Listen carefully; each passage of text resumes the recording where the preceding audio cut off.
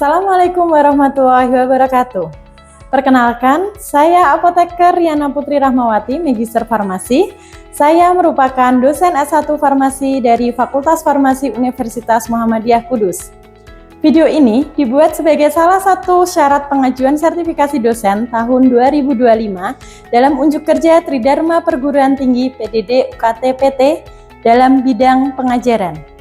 Mata kuliah ini yang akan disimulasikan dalam video ini yaitu Botani Farmasi dengan metode DAI, yaitu Delivery, Interaction, and Assessment.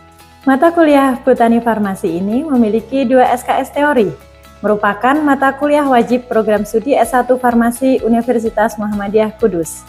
Mata kuliah ini membahas tentang tata nama tumbuhan, deskripsi tumbuhan, determinasi tumbuhan, taksonomi tumbuhan yang digunakan sebagai obat herbal. Mata kuliah Botani Farmasi ini merupakan mata kuliah wajib yang merupakan keahlian berisi bahan pokok, klasifikasi, pengelompokan tumbuhan tingkat tinggi, morfologi tumbuhan, anatomi tumbuhan, serta taksonomi tumbuhan. Pengalaman belajar ini akan memberikan manfaat untuk mahasiswa sebagai pengembangan yang digunakan sebagai obat tradisional. Capaian pembelajaran lulusan yang dibebankan dalam mata kuliah ini yaitu mahasiswa mampu menjelaskan morfologi, kemudian anatomi, serta taksonomi pada tanaman herbal.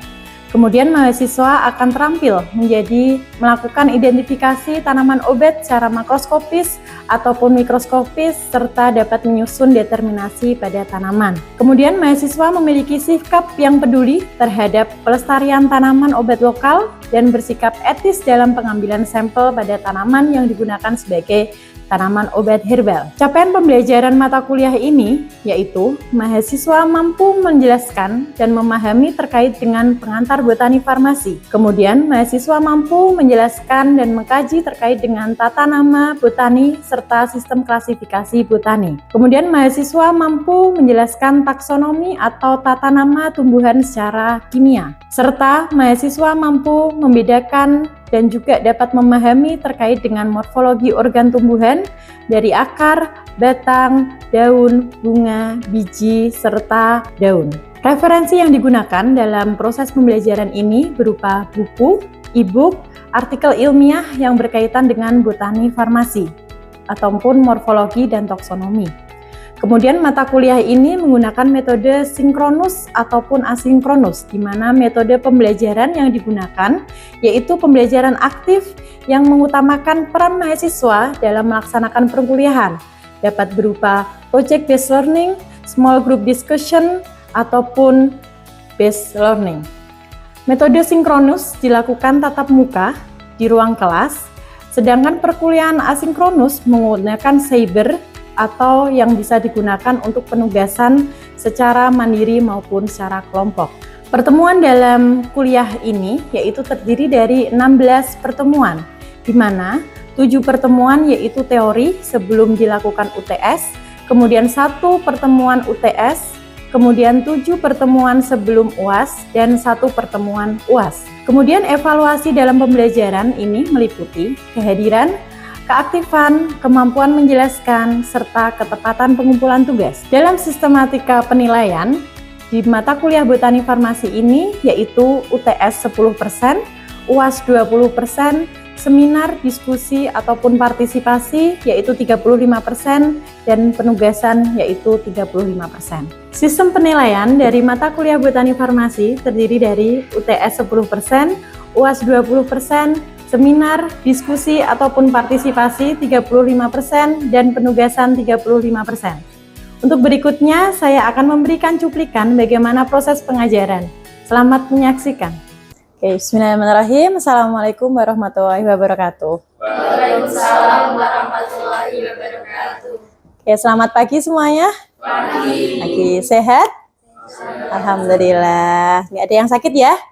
Oke, kita hari ini ya perkuliahan dari saya yang melanjutkan materi kemarin terkait yaitu botani farmasi mengenai morfologi tanaman, gitu ya. Oke, sebelumnya ya kita untuk melatih atau biar fokus dulu untuk perkuliahan hari ini kita melakukan ice breaking ya. Mau? Oke, siap? Siap ya. Oke, kita berdiri ya. Oke. Oke, nanti silahkan mengikuti aba-aba dari saya ya. Silahkan fokus untuk mendengarkan aba-aba dari saya. Oke, sudah siap? Ya, mulai ya. Saya menyebutkan apa, silahkan langsung teman-teman menunjuk ya. Oke, telinga. Oke, ada yang salah? Kalau salah berarti kurang fokus. Oke, lagi ya. Mata. Ayo, benar ya. Oke, kita lagi tangan. Ayo. Oke, sudah fokus? Oke, kita duduk lagi ya. Tepuk tangan dulu buat kita. Oke, kita lanjut lagi ya untuk perkuliahan hari ini. Ya, sebelumnya mari kita berdoa dulu ya untuk perkuliahan hari ini. Mari kita awali dengan bacaan basmalah terlebih dahulu. Bismillahirrahmanirrahim. Ya, terima kasih. Ini untuk materi kita yaitu morfologi tanaman. Nah, sebelumnya teman-teman pertemuan kemarin ada yang tidak hadir nggak? Atau sudah mengikuti semuanya? Mengikuti semuanya ya. Oke, apa yang sudah kemarin kita bahas? Ada yang tahu? Oh iya, coba. Saya, Bu. Oke, silahkan. Saya Bagaskara izin menjawab untuk ilmu botani, yaitu ilmu yang mempelajari tentang tumbuhan. Kemudian yang taksonomi yaitu ilmu yang mempelajari tentang penamaan, pengelompokan, pengidentifikasi makhluk hidup berdasarkan perbedaan dan persamaan. Oke, benar ya. Ada lagi yang mau menyampaikan? Sudah paham semua yang kemarin? Masih ingat ya yang kemarin ya? Nah, oke, yang sekarang ya kontrak perkuliahannya yaitu yang pertama sudah disampaikan tadi sama temannya ya, yaitu ilmu botani, menjelaskan terkait dengan tata nama botani ke pertumbuhan-tumbuhannya. Kemudian yang kedua yaitu taksonomi, yaitu tata nama ya. Nah, yang ketiga ini morfologi. Nah, gitu ya hari ini. Oke, untuk tujuan pembelajarannya, yaitu setelah mengikuti perkuliahan ini, mahasiswa diharapkan mampu memahami dan menjelaskan struktur morfologi akar dan batang tumbuhan serta mampu mengidentifikasi dan membedakan jenis-jenis akar dan batang pada tanaman. Nah, tanaman ini nantinya akan dibuat sebagai pengobatan. Nah, pengobatan herbal tahu ya? Dari apa itu pengobatan herbal? Dari tanaman, dari tumbuhan gitu ya. Oke, nah ini kita merefresh kemarin ya, botani farmasi tadi sudah dijelaskan sama temennya, yaitu ilmu yang mempelajari tentang tumbuhan. Nah, jadi kita mengetahui dulu tumbuhan itu kenapa kok dipelajari ya, karena kenapa? Karena itu nanti akan digunakan sebagai bagian-bagian obat. Nah, tentunya nanti untuk di mata kuliah selanjutnya mungkin ada fitokimia. Nah, nanti botani ini akan membahas terkait dengan kandungan-kandungan dari obatnya, dari kimianya yang ada di tanaman obat. Gitu ya. Jadi ada sinergisme antara botani dan juga fitokimia. Nah, gitu ya. Nah, ini botani farmasi yaitu ilmu yang mempelajari tentang kehidupan tumbuh-tumbuhan beserta manfaatnya sebagai bahan obat ya, dan juga determinasi tanaman obat melalui struktur anatomi dan morfologinya. Nah, makanya kita sudah tahu botaninya ya, dasarnya botani itu digunakan sebagai apa, kemudian nanti lanjut kita mempelajari ke morfologinya. Nah, jadi bagian-bagiannya gitu ya. Oke, kita masuk ke poin ini. Nah, mungkin ada temennya tahu dulu terkait dengan morfologi tumbuhan? Ada yang menjawab? Oke, Mbak. Saya Elvanessa Silva. Morfologi tersendiri itu ilmu yang mempelajari bagian-bagian tumbuhan. Oke, ilmu yang mempelajari tentang bagian-bagian tumbuhan. Ya, itu sudah ada ya di gambar ya. Ada apa saja itu tanaman yang bisa digunakan? Ada yang mau menyebutkan? Oke. Izin menjawab, sebelumnya perkenalkan nama saya Faizin. Bagian tersebut yaitu meliputi akar, batang, daun, buah, serta biji. Oke, nah itu ya sudah disebutkan teman-teman. Jadi morfologi tumbuhan itu apa? Nah ini ya, ilmu yang mempelajari bentuk luar dari berbagai organ tumbuhan. Nah, bentuknya berupa apa? Terkait dengan bentuknya, kemudian fungsinya, ya, serta siklus hidup tumbuhannya, terkait dengan fotosintesis. Nah, tumbuhan itu kan juga membutuhkan proses fotosintesis ya. Nah, kemudian morfologi tumbuhan merupakan cabang ilmu botani ya yang mempelajari terkait bentuk luar dan struktur organ tumbuhan. Nah, jadi morfologi itu bisa dilihat secara kasat mata. Ya kan? Misalnya bunga. Nah, bunga itu ada tangkainya, ada mahkotanya. Nah, kemudian batang ya. Batang itu tahu ya, batang tumbuhan ya, ada batang kayu. Nah, itu ya. Jadi bisa dilihat secara kasat mata. Nah, yang diamati apa saja? Tadi sudah disampaikan temannya, yaitu bisa bagian akar, batang, daun, ya, biji, bunga. Jadi semuanya bagian tanaman itu bisa digunakan sebagai obat.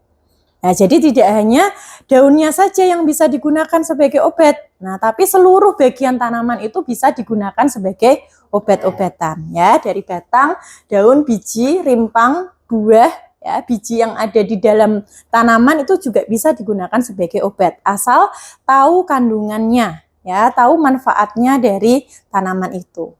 Ada yang ditanyakan sampai sini? Sudah paham? Paham ya, morfologi.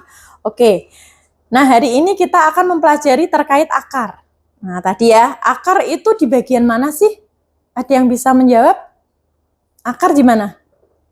Akar di mana? Di bagian bawah ya. Oke, di bagian bawah.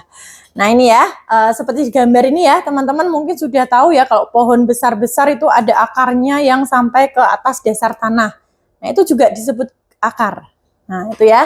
Jadi akar adalah bagian pokok bagi tumbuhan yang tumbuhnya telah merupakan kormus atau akar, yaitu merupakan organ tumbuhan yang berperan penting dalam menahan berdirinya tumbuhan itu. Nah, jadi untuk menopang, gitu ya, menyerap air, nah, serta menutrisi ke dalam tubuh tumbuhan yang memungkinkan tumbuhan itu tumbuh lebih tinggi dan lebih cepat.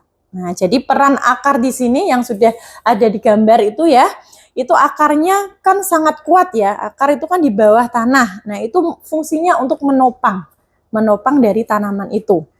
Nah, gitu ya. Jadi teman-teman kalau mau mengambil penelitian terkait dengan akar, nanti silahkan mengambil dari akarnya yang di pohon. Jadi tidak bisa mengambil akar yang di bagian atas saja. Kadang kan ada akar yang di atas tanah ya. Nah, itu lebih baik ngambilnya dari bawahnya. Bawah dari pohonnya. Jadi misalnya mau mengambil pohon jambu. Nah, berarti dibongkar ya, apa itu namanya ya, diambil itu. Nah, itu akarnya yang bisa digunakan sebagai obat. Gitu nggih. Oke, selanjutnya sifat-sifat akar. Nah, sifat akar ini apa?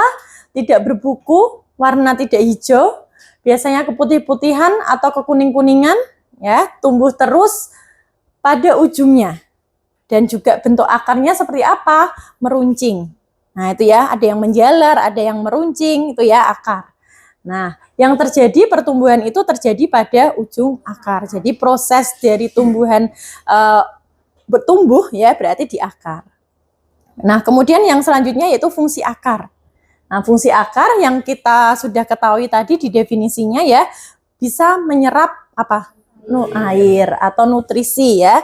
Jadi tanaman itu kan juga butuh nutrisi. Nah, itu menyerapnya di situ ya, di akar. Nah, jadi untuk yang kedua untuk mengangkut air dan zat makanan ke tempat-tempat tumbuh yang memerlukan. Nah, kemudian yang ketiga sebagai organ reproduksi vegetatif, contohnya pada tanaman tumbuhan sukun. Gitu ya. Nah, selanjutnya yaitu bagian-bagian akar. Nah, jadi mungkin teman-teman akar ya udah hanya itu saja ya yang menjalar saja. Nah, ternyata ada bagian-bagian akarnya. Nah, bagiannya apa saja di sini? Pangkal akar yang di ujung ya, pangkal akar. Nah, kemudian ada batang akar. Nah, jadi ada batang yang untuk pohonnya, juga ada akar itu ada batangnya. Ya, ini ya. Kemudian cabang akar berarti apa? Dia bercabang. Ya, kadang itu kan kalau sudah tanaman, sudah tumbuhan sudah tua itu kan semakin banyak ya yang mengakar itu ya. Nah, itu cabang akar. Nah, kemudian ada rambut akar, kemudian yang terakhir yaitu ujung akar. Nah, gitu ya. Nah, ujung akarnya ini terdapat apa? Ada sel rambut akar, kemudian untuk zona pematangan, zona pemanjangan, dan juga zona pembelahan. Nah, jadi untuk tumbuh tanaman itu ya, pohon itu berarti ada di sini ujung akarnya. Oke, ini penjelasannya.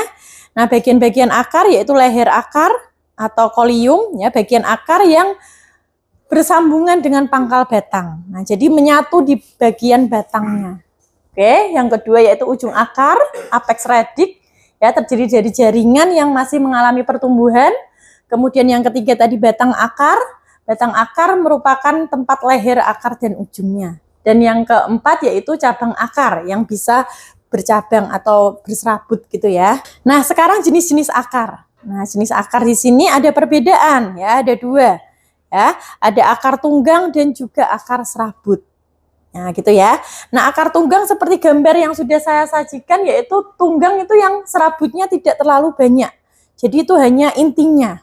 Ya, jadi intinya akar di situ, akar tunggang. Biasanya itu tanamannya yang kuat. Nah, ini ya. Kemudian akar serabut. Akar serabut ini umumnya untuk tumbuhan monokotil. Nah, biasanya itu semakin banyak serabutnya itu semakin kokoh. Ya, jadi tanaman tumbuhan itu yang sudah tua itu serabutnya kan banyak ya. Nah, itu ya, akar serabut. Nah, contoh-contohnya di sini ya, saya sudah menyebutkan terkait dengan contoh tanaman juga, nanti bisa teman-teman bisa mencari lagi untuk contohnya ya. Yaitu contoh yang pertama yaitu akar serabut. Sudah pernah melihat jagung? Nah, itu ada ya, serabut-serabut jagung ya. Nah, itu contohnya ada jagung. Padi pernah? Oke, serai? Pernah. Anggrek? Nah, itu ya akar serabut. Nah, kemudian akar gantung, namanya aja gantung, berarti harus digantung ya. Nah, contohnya ini pohon beringin. Sudah pernah melihat pohon beringin? Sudah ya. Kemudian ada sirih gading, pohon sirih ya.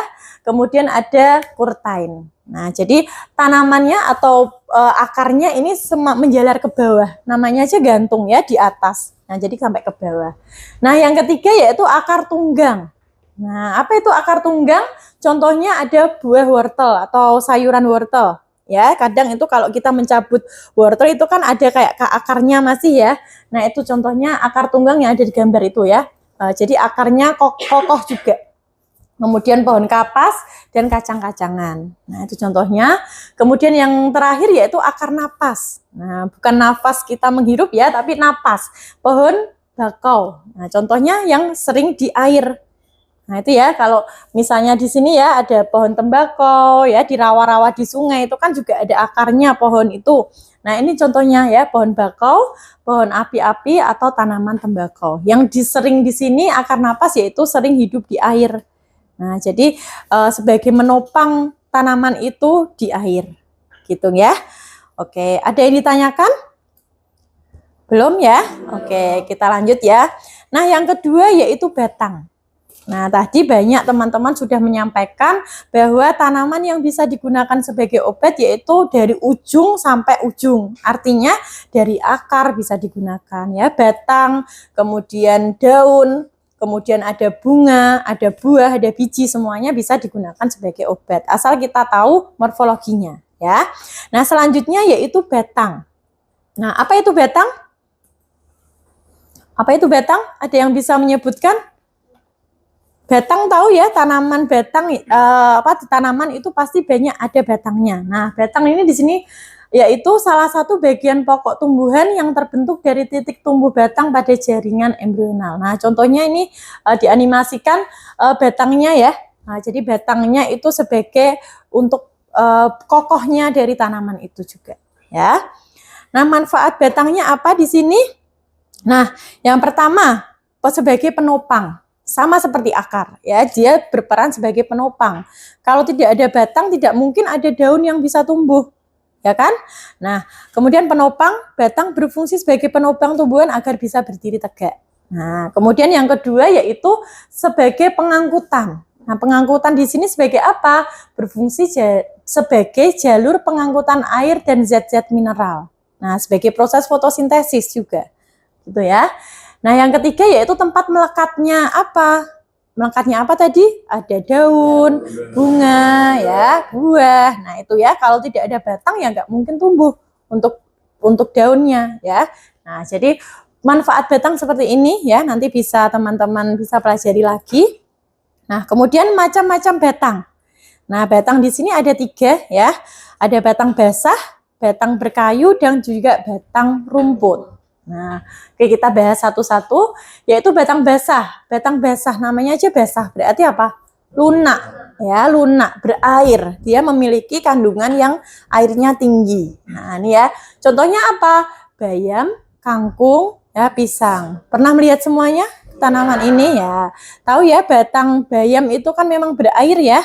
Nah, kemudian kangkung juga ya, seledri, sayur-sayuran itu batang juga namanya ya. Jadi jangan berharap atau jangan memikirkan bahwa batang itu yang kayu. Nah, ternyata ada juga batang yang basah ya, yaitu yang di sayur-sayuran. Nah, kemudian yang kedua yaitu batang berkayu. Nah, ini tadi yang saya singgung ya. Jadi batang kayu ini kuat ya, coklat ya, jadi berkayu. Contohnya apa di sini? Pohon rambutan ya, jambu, ini pohon-pohonan yang ada di sekitar rumah mungkin ya, memiliki kambium yang membentuk lapisan kayu. Nah, kemudian yang ketiga yaitu batang rumput. Nah, batang rumput berarti rumput itu kan tidak keras ya. Jadi batang yang tidak keras memiliki ruas dan rongga seperti tadi tanaman padi ya. Kemudian rumput, jagung. Nah, itu memiliki batang yang tidak berkayu atau disebut dengan batang rumput. Nah, oke. Selanjutnya contohnya, nah di sini Ibu menjelaskan terkait dengan batang pisang. Nah, ini ya batang pisang ya. Tadi batangnya berkayu atau tidak ini? Tidak. Berarti batangnya apa? Tadi basah ya. Batang pisang yaitu batang semu yang terdiri dari selubung daun yang tumpang tindih. Nah, ini ya. Contoh yang kedua yaitu batang bayam. Nah, tadi ini termasuk golongan apa? Tadi ya, batang basah ya. Jadi tidak berkayu, yang lunak dan berair. Kemudian yang selanjutnya yaitu batang di sini pohon mangga. Nah, ini di sini batang yang apa? Batang berkayu ya, yang memiliki karakteristik keras dan kuat, gitu ya. Kemudian yang selanjutnya yaitu ada pohon jati. Ini sama ya, termasuk ke dalam batang berkayu. Oke. Kemudian selanjutnya di sini, nah apa di sini? Ada batang padi, kemudian batang seledri dan juga batang jagung. Termasuk ke golongan apa? Batang rumput ya. Jadi teman-teman sudah memahami ya perbedaan batang. Nah, tadi juga akar juga sudah disebutkan. Oke, di sini saya akan menjelaskan atau ada sedikit kasus ya untuk teman-teman diskusikan. Skenarionya yaitu dalam program konservasi tanaman obat, mahasiswa farmasi ditugaskan untuk mengidentifikasi jenis tanaman obat lokal di lingkungan sekitar. Nah, yaitu apa? Di sini ada dua tanaman X dan Y, yaitu tanaman X memiliki akar utama yang besar, menjalar ke dalam tanah dan beberapa cabang kecil di sekitarnya. Itu untuk tanaman yang X. Kemudian tanaman yang Y tidak memiliki akar utama yang dominan, kemudian tetapi banyak akar halus yang tumbuh dari pangkal batang dan menyebar ke segala arah di permukaan tanah.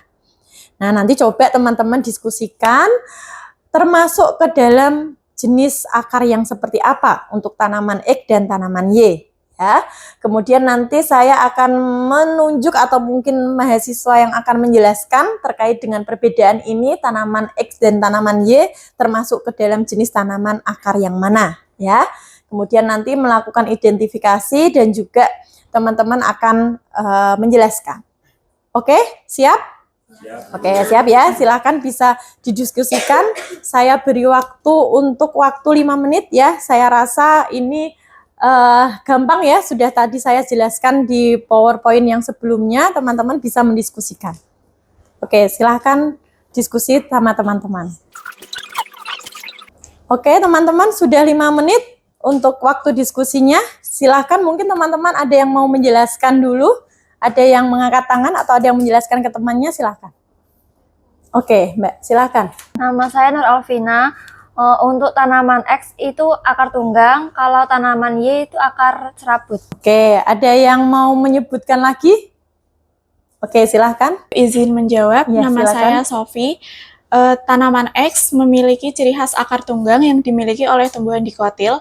Tanaman Y, ciri khas akar serabut yang dimiliki pada tumbuhan monokotil. Oke, terima kasih. Oke, ya betul ya teman-teman ya.